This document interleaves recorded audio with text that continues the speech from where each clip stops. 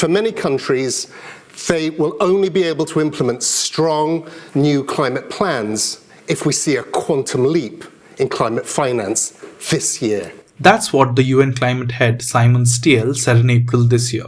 All the more reason why COP29, also called the Climate Finance COP, needs to deliver on its promises. Back in 2009, rich nations pledged to provide $100 billion in climate finance per year till 2020. This goal, they said, was met in 2022.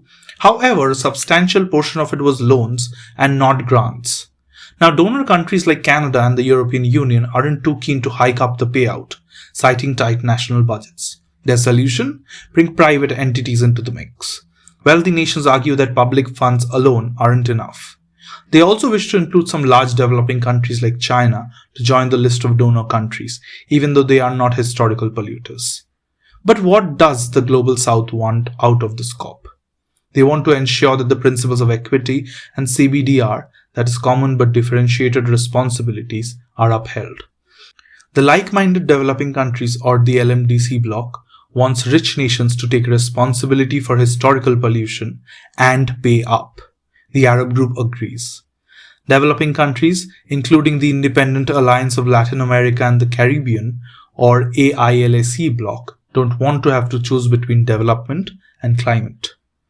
For the Alliance of Small Island States, or the AOSIS bloc, which includes some of the worst impacted regions thanks to rising sea levels, it is a matter of survival. It wants to reiterate the finance provisions spelled out in the Paris Agreement and use that for mitigation and adaptation through loss and damage fund.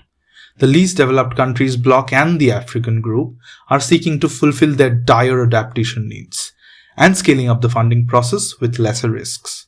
Seems tricky? Going by the pre-COP financial negotiations held last month, which did not reach a consensus between the Global North and the Global South, prospects are gloomy. The divide remains wide and the clock is ticking.